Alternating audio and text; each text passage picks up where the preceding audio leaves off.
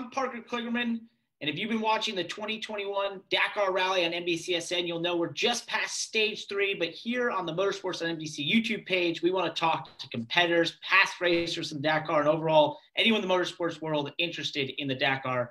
And my first guest, and possibly the most experienced at the Dakar that we could have on here, is Robby Gordon, who's raced everything, but specifically the Dakar. And Robby, you know, when I think of your experience at the Dakar with that Speed Energy truck behind you, you really made this race popular in America. What does it mean to you, the Dakar?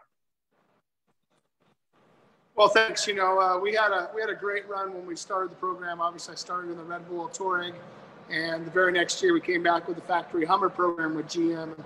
Obviously, did 10 or 11 years over there at South America, which was a lot of fun.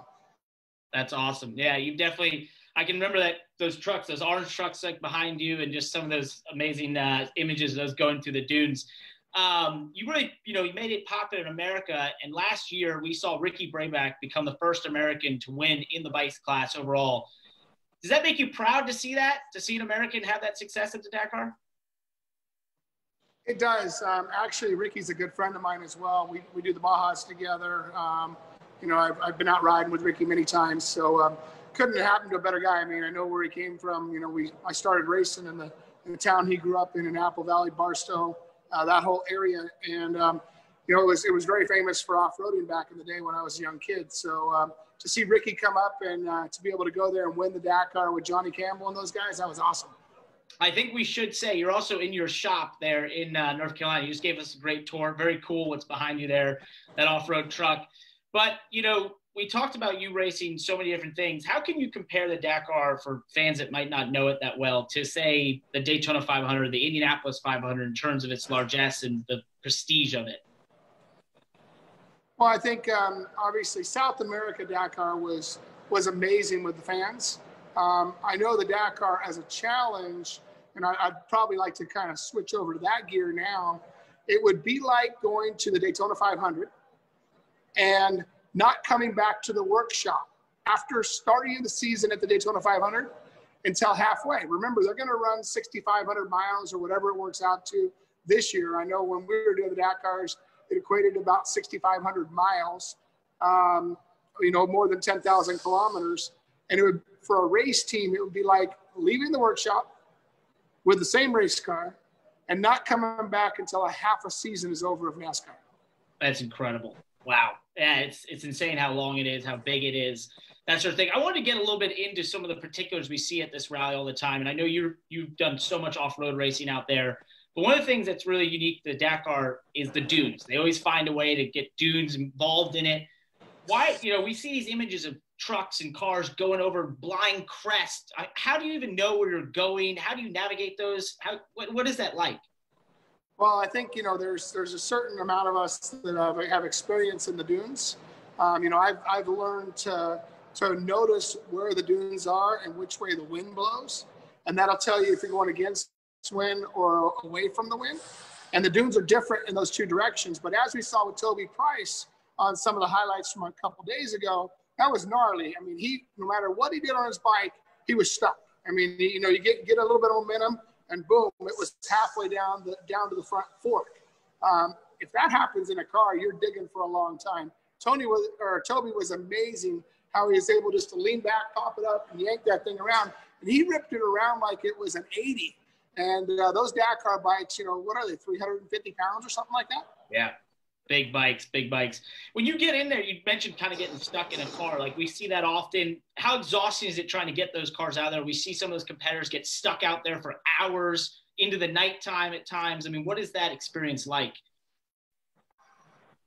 Oh, you can get yourself in a bad situation where you're down in a witch eye, and you could be there for hours. And on our cars, on the Hummers and on the Gordinis, we had the hydraulic jacking system where basically we could lift the thing up and hydraulic it, deflate, and get ourselves out. But if you're stuck in the bottom of a witch eye, you could be there until a competitor comes and helps you. Remember, you're not allowed to have support teams. So I can't call my guys like at Baja and say, hey, I'm at race mile 320 and, I'm stuck in the dunes, come get me, because if they come and get you, you're out of the rally. So you got to be helped by either a teammate or another competitor. and a lot of the big support trucks will help you. But if you're offline just a little bit in the dunes, and let's say you're off by a half mile in cap heading, you might not see another competitor. And with some of the stuff that we were trying to do to win the race, you know, we were cheating cap headings as much as we possibly could to straighten out the lines. No different than, you know, like an oval track, outside, inside, outside. But at the same time, you gotta stay on track, that if you ever have a problem, nobody will ever find you. Wow. Yeah, it's insane. The one other thing that always comes up and I find interesting is when we talk about someone leading a stage, right? They've won the prior day. They're now the first on the next stage. And it seems like such a detriment. We just saw Ricky Brayback lose a ton of time today, basically, because he was first out there. Why is that so tough?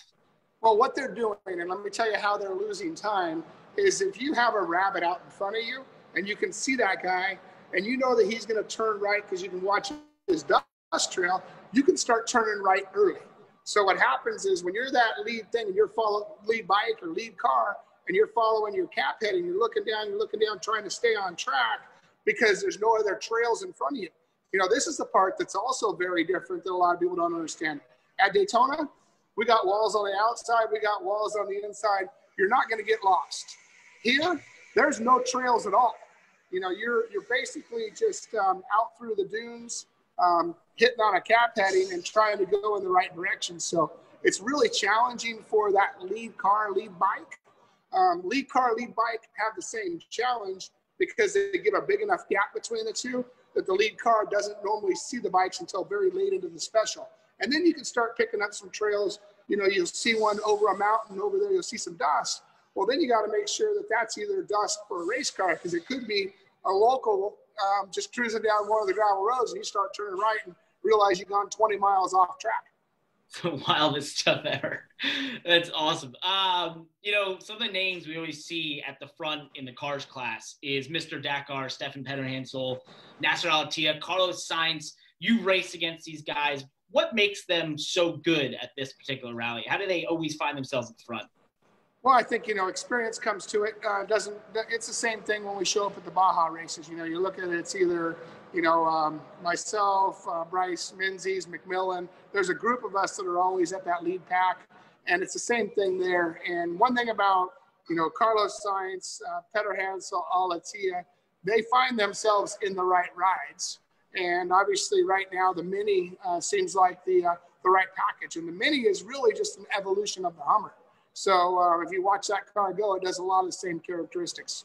I've heard that. The Gordini you're referring to, right? Well, before the Gordini was a solid axle car. So it was very different than the Hummer. The Hummer was an independent CV joint car. So I would compare the Mini more like the Hummer than the Gordini. The Gordini is more like the truck behind me, a trophy truck with a solid axle, which was very good for the gravel roads of Argentina, because when the car body rolls 7 degrees, the solid axle kept the tire flat. But for cross country, the independent trailing arm or A-arm suspension seems to be a lot better through the dunes than that big old heavy solid axle. And that's what we seemed to struggle, was when we took the Gordinis to Peru and Chile. The dunes were big and that solid axle kind of chattered itself down and dug itself a hole in the dirt. Got it. And just one last thing, if for fans out there that maybe tuning the Dakar for the first time, what's something they should be looking for, be excited about? What would you give them advice to look for? Well, I mean, I've always, you know, our saying is you got to make it to halfway, because only half the cars will make it to halfway, and then you'll really understand where your competitors are at. And as we've seen with both Toby Price and Brayback, one has led one day, one's led the other day, and they find themselves the back, and then all of a sudden you'll be 20th and you'll win the next special. And that's because you're able to track off of the other competitors. But, you know, both of those guys are great riders. Obviously, we got Skyler leading the rally right now from America. We got Brayback, and then obviously Austin Jones, which, you know, I've raced years with his father, Jesse Jones. And then, you know, we've got Seth Quintero, a young UTV racer that my son Max races against. Awesome. Well, I appreciate the time, man. Thank you for joining us here.